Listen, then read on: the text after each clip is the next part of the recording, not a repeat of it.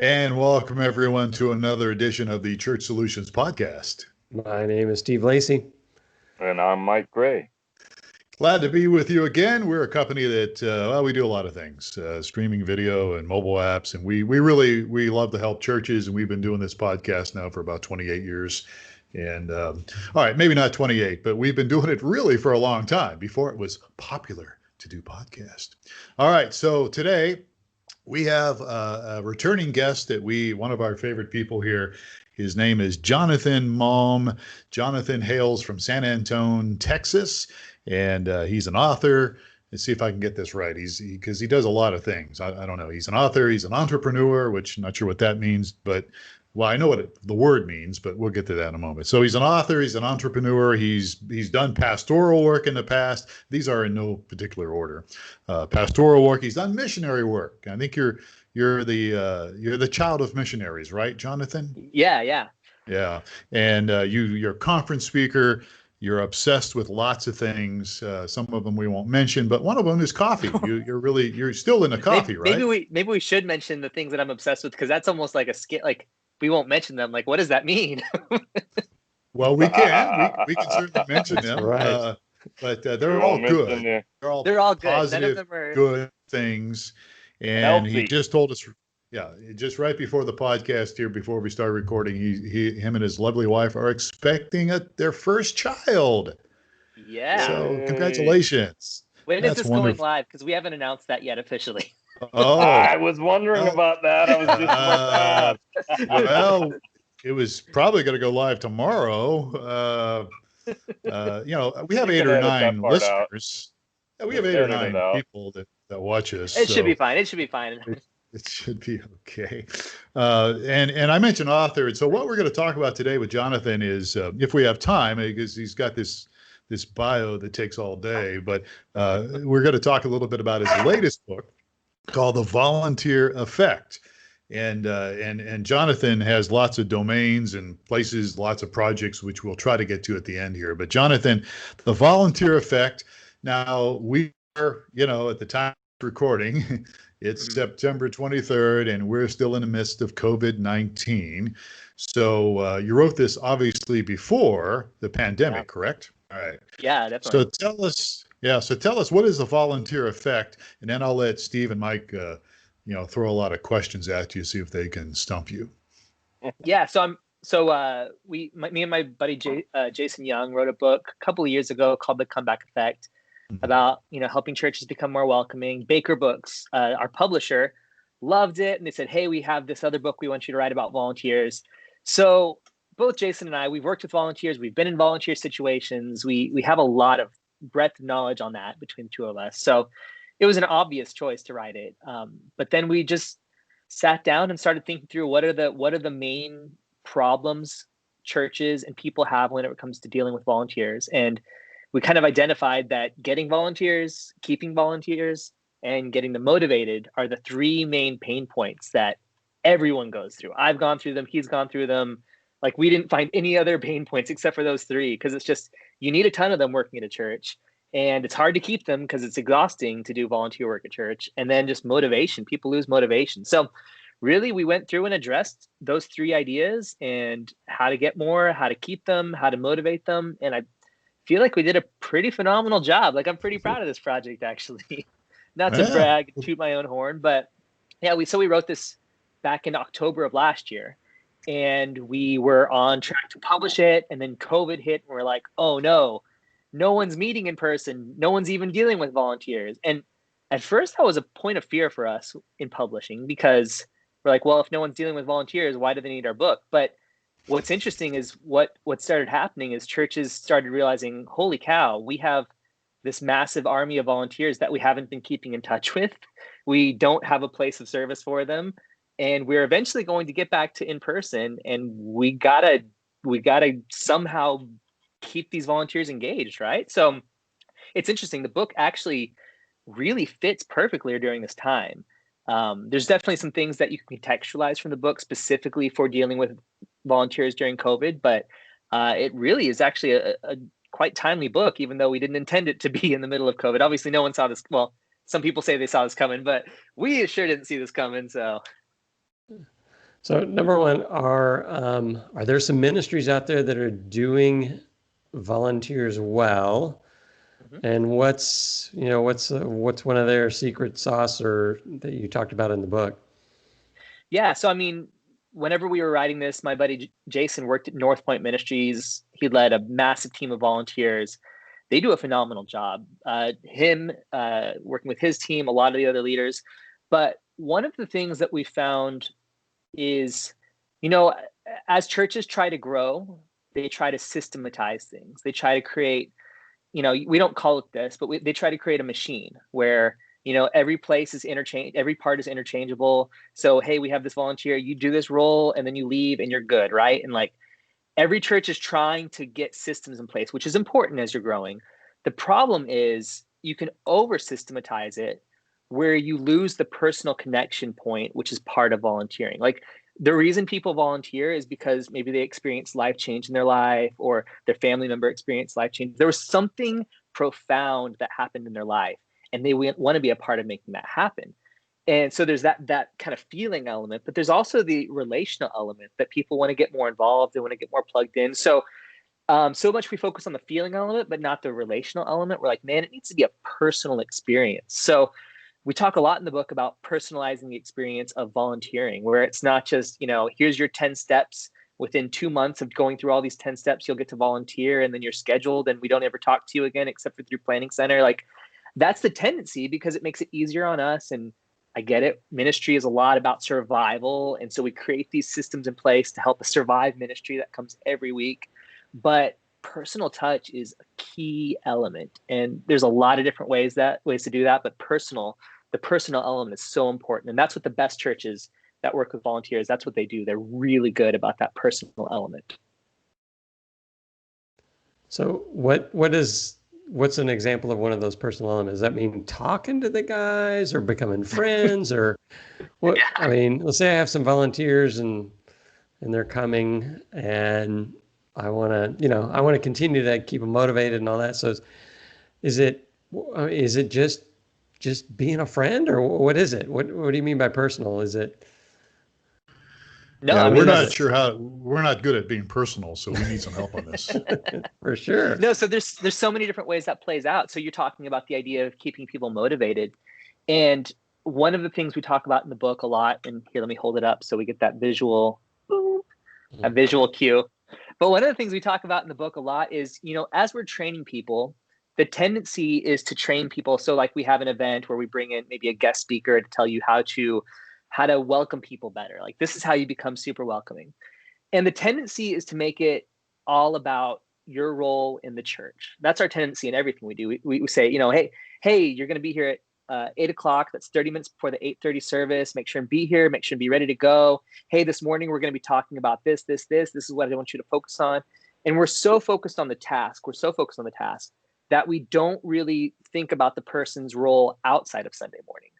So unintentionally, we communicate that your value to me is only in your 2 hours that you give me on Sunday morning. And unfortunately, a lot of times we just forget about people. We do talk to them during the week, but again, it's trying to schedule them for the next week. So you make a great point, talking to them during the week, but also during our training events. What if instead of training them just for Sunday morning, we said, hey, this same thing that we're teaching here that applies to Sunday morning, this is how it can apply to your life as a salesperson or as a bank teller. So what we do is we connect the value that we're giving them to more than just what they're giving back to us. We invest in them. That's one way to do it. Of course, we talk about, when it comes to finding volunteers, I think the tendency is, hey, we need 20 people to be greeters this Sunday morning. And so we announce from stage, hey, we need 20 greeters this Sunday. And we all know what happens whenever we do an open call from stage. Nobody responds, right? So the first chapter, or maybe the second chapter I think that we have is the idea of inviting people personally. So what you do is you look for clusters of people after church and you see that one person who seems to be the life of the party, that's the center of attention, that's making everyone laugh, making everyone feel welcome. And then you go up to them personally and say, hey, I've noticed that you're phenomenal at just making people feel good around you. Would you be, I think that'd be a fantastic role, a fantastic fit for this welcome team. Would you want to be a part? And it's funny because when we do that personal invitation and when we call out something we see in other people, we find that people respond much more. So that's another way, again, to be very personal. Say, hey, I don't just need you to be a cog in the wheel. I see something valuable in you, and I want to A, give you an outlet for that, and then B, foster that and even develop it more.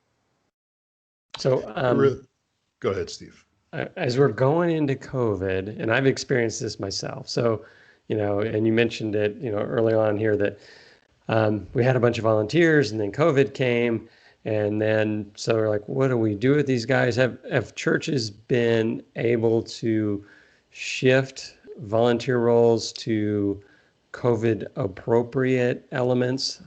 Mm-hmm. Is that something that's going on, or?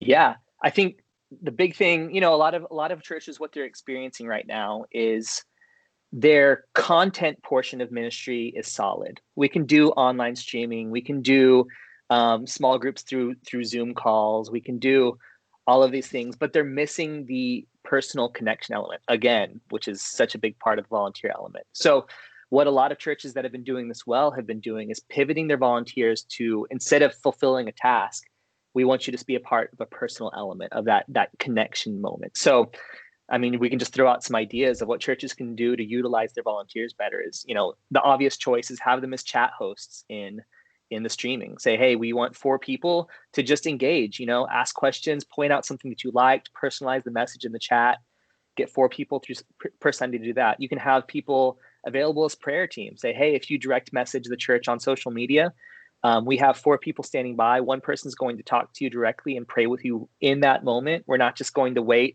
fill out a card, and then hopefully get to it during staff meeting. We're going to pray with you right then. I mean, you have enough volunteers where you can man social media all week long. Again, that's a high level of trust you need, but there's that part. You can do what some churches are doing is they're hosting small watch parties at houses. So, hey, you get your group of 10 people that's going to be every week. And if you feel comfortable, invite them over to your house, watch the service online together, have a meal together, talk afterwards. So kind of doing a small group approach to the Sunday morning service. You have churches that are hosting events where, hey, come pick up communion elements this Sunday at church, or come pick up the Bible study book this Sunday at church. So you have, just like you would have on a Sunday morning, you have a parking lot team holding signs saying, we love you, we miss you, waving at people, just creating this general atmosphere of excitement. That's another idea.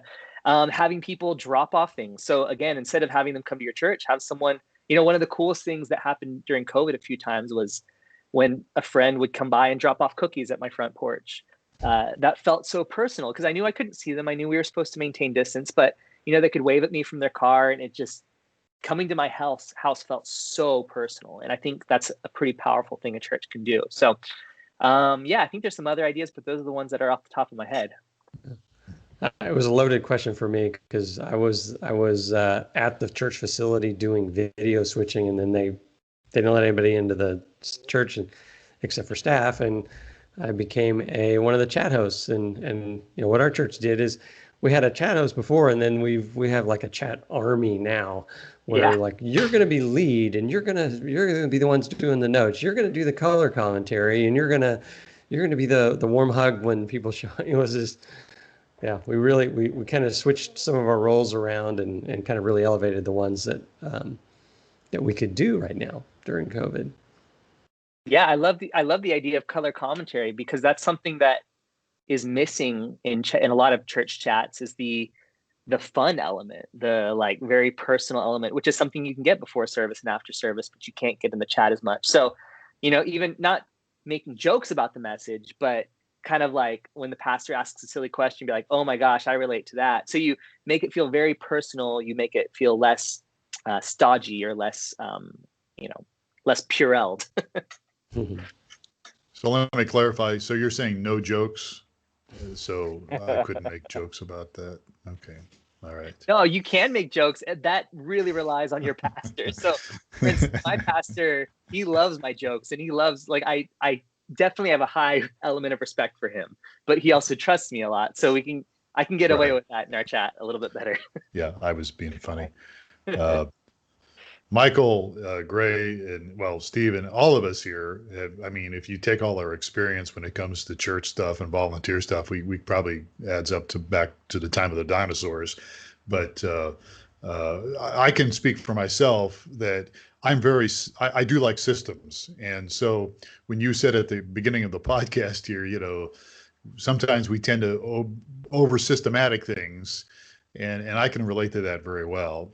At the same time, life is all about relationships. Christianity is all about relationships. And so if I'm a small church of about 100, 150 people, and I don't have a lot of staff, but I have a lot of volunteers, I mean, what would you suggest? I mean, and again, getting back to the systematic stuff, I mean, should I just schedule, if I was the senior pastor or executive pastor, should I okay, I've got to schedule relationship time with different people.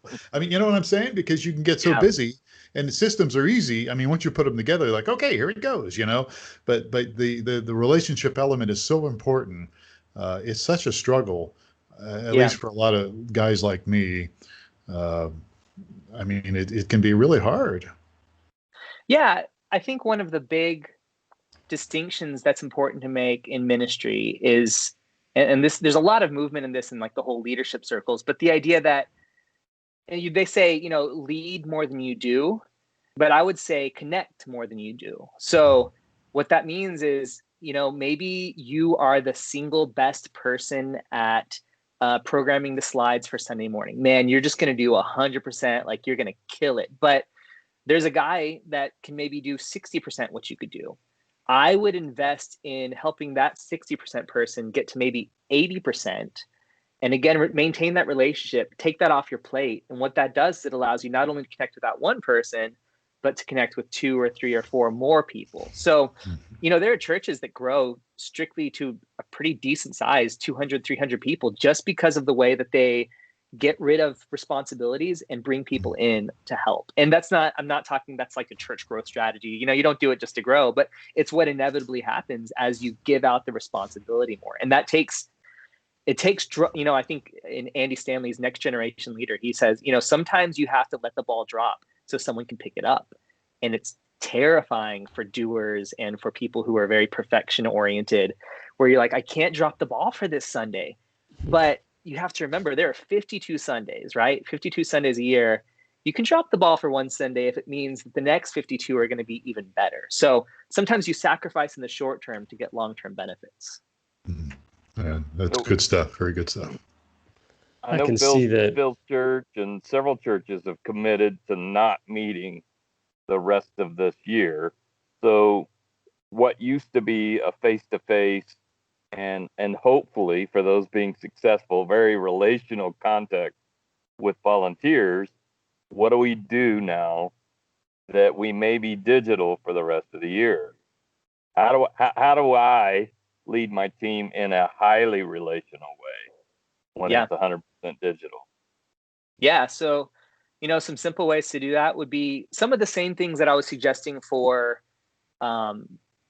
equipping volunteers to actually have a role, but, drop off care packages at their house. If you want, I have a book called The Volunteer Survival Guide coming out in October. It's literally just a companion.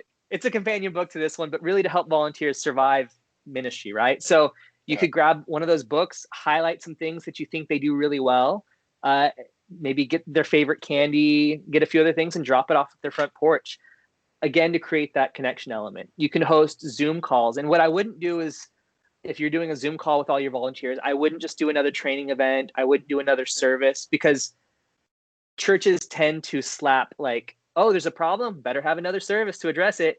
And like, we got to get outside of that service element. So maybe you could bring in a comedian who is out of work right now and say, hey, would you just for 30 minutes, just talk to our volunteers and just have fun with them? So you can do things that are not your typical approach. So, again, Zoom calls, people are frustrated with them. Don't make people respond. Like, just let people enjoy and sit back and have fun with their family.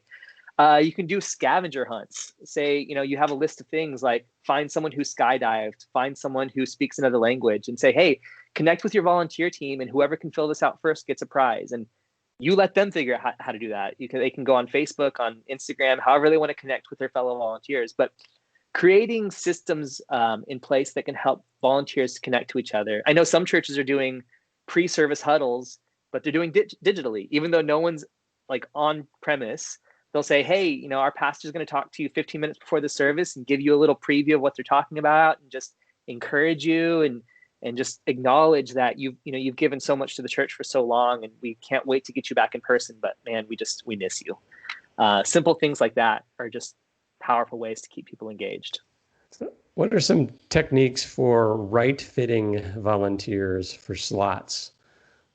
Somebody would say, yeah, I'd love to, help out, but I don't know where I would fit in. Yeah, I think, and we talk about this in the book. I'm so glad you asked that. But, again, I talked about this a little earlier, the idea that you look for characteristics in people that fit the characteristics of the group. So, for instance, if you're maybe in the creative team, what you do is you look for someone who just dresses differently. Like, hey, that's an indication this person might think differently. They might not be a musician. They might not be a graphic designer, but they think differently.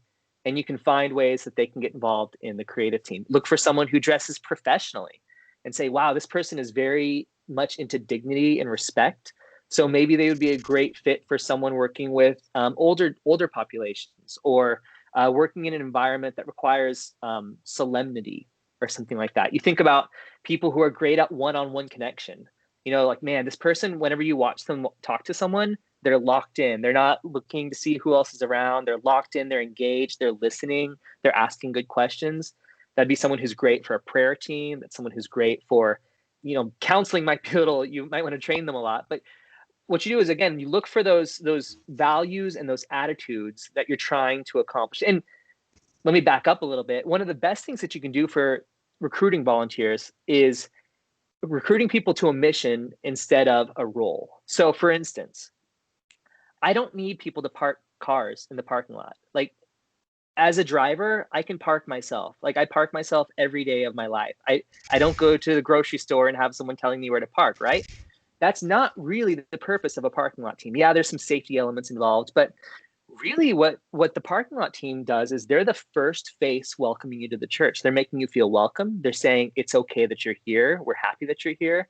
They're saying we're watching over you. We're going to make sure that your car is not stolen. They're creating a sense of welcome and a sense of safety. Because again, church people tend to make the decision whether or not they're going to return to the church in the first few minutes of attending, right? Before the professional ministers have gotten up the worship team, the pastor, they've already decided whether or not they're going to come back. And that's largely because of people like the parking lot team, the greeters, the people that are just walking around the church.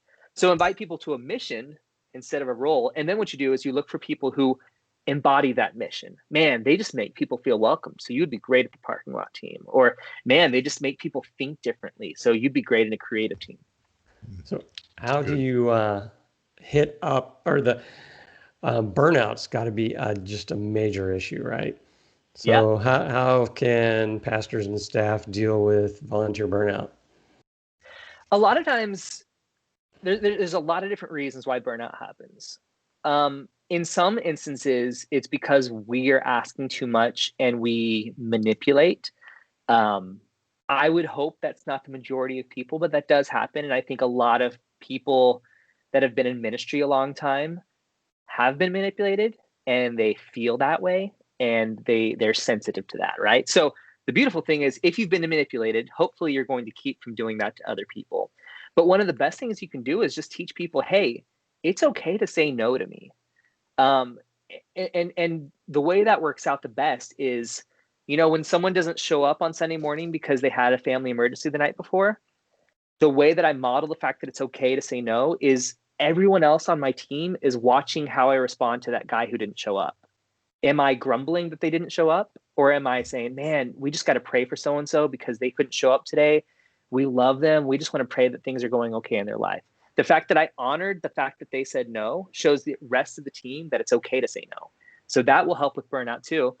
In some instances, you might just need to watch people and just say, hey, help them say no to other people. Some of your best volunteers are going to be the ones that everyone wants access to, right? Like, because they're good, everyone wants them on their team. And so consequently, they'll be a part of 3 or 4 or 5 teams. Sometimes you just say, hey, are you doing okay? Like, are you okay being on 3 or 4 teams? Are you feeling tired? Again, the personal relationship element is just ask how they're doing. Say, hey, is there one team? Can I talk to a staff member and just say, hey, I think he's a little bit overworked. just be advocates for people. And I think you can really shield people from being overwhelmed and burnt out.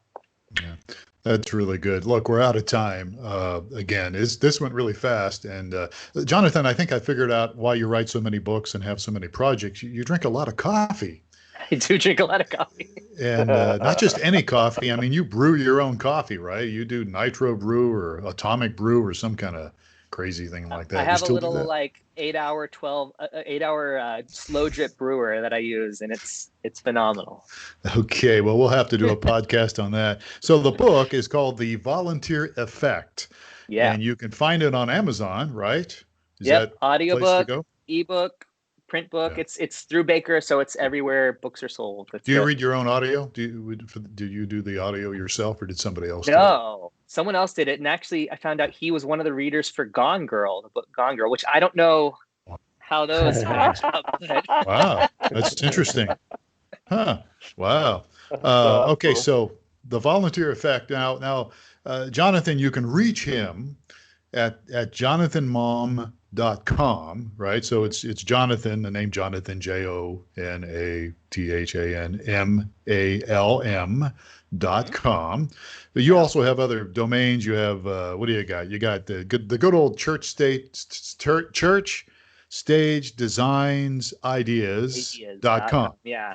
Okay, but if you go to jonathanmalm.com, you've got all those other ones. You'll see all my projects, all my social, books, my social, etc. SundaySocial.tv, New Supply. The New Supply thing, it's NUSUPPLY.com. That one intrigues me a little bit because you got some really nice art and graphics on that, don't you? Yeah, so my business partner, Joe Cavazos, on Sunday Social and New Supply, it's fun to kind of empower him to do what he's really good at. Yeah. So you got a lot of stuff going on. We do appreciate your time this morning because I know you've got a lot going on, and talk to our little podcast here means a lot to us, and we appreciate the input you've given us on that. So if you have any questions for Jonathan Malm, you can reach him at jonathanmalm.com. He's on Twitter as well. He's all over the place. Or you can just reach us, support at streamingchurch.tv. That's one of our domains, streamingchurch.tv, and we'll be happy to forward the information on to Jonathan. So we're out of time. Guys, thank you so much. Jonathan, thank you so much again for your time today. Yeah, happy to be here. All right, great. Well, and we appreciate you so much. And so I'm going to get us out of here, guys. For Michael Gray and Steve Lacy, I'm Phil Thompson. Thank you for spending a little bit of time listening to us today and watching us on the Church Solutions podcast. Please take care of yourselves. We'll see you again next time.